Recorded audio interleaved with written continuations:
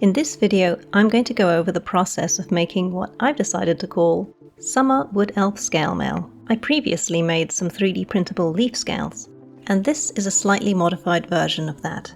This new version has some extra grooves around the edges and a little seat in the middle for a gem. I got this really nice green gradient silk PLA, so we'll end up with leaves of slightly varying colours. I printed out a test scale, but found that the surface didn't look very nice and smooth, but the back looked just fine. So I thought I'd try printing them out face down instead, so I could get that really nice, smoothish finish on the front. But even after making adjustments, my 3D printer was determined to always make the front face look as ugly as possible. So I just went with printing them all face up. I wanted all these grooves to be gold. Since I don't have a dual nozzle extruder, I had to paint these in by hand. And since the surface looks uneven and messy, I decided I'd sand them smooth later, so it wouldn't matter if I made a mess with the paint. After the paint dried completely, I wet sanded the surface of the scales and my fingers from 150 to 600 grit. All the grooves became encrusted with PLA dust, so I carefully brushed them clean. It was after this that I uncovered lots of bubbles in the paint. So I had to go over the vein grooves again with more paint. Then I gave them one last sand to clean them up.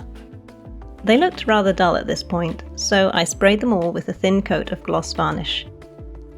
Here's a side-by-side comparison so you can see the difference. Once the varnish was dry, there was just one last thing to do. Add the little gem. I tested this out beforehand to make sure that the gem would fit almost perfectly. I left a bit of space around it, just in case the varnish layers made it an even tighter fit, which it didn't. The gems were fiddly.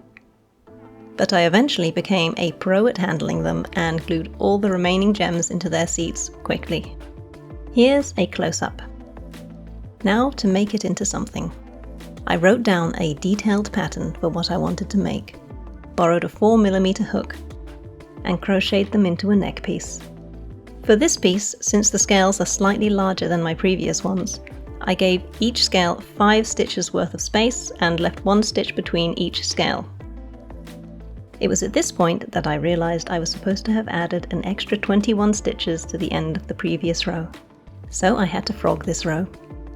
Thankfully, I have frogging support. I didn't want the holes at the top of the scales showing. So after choosing the most appropriate needle for the job, I sewed some little golden flowers into it to hold the flap in place and to look pretty. This is the finished piece.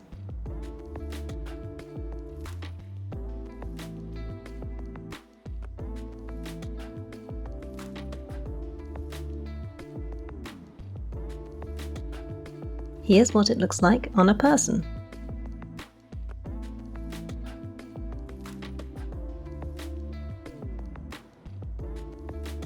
And here's what it looks like on a dog.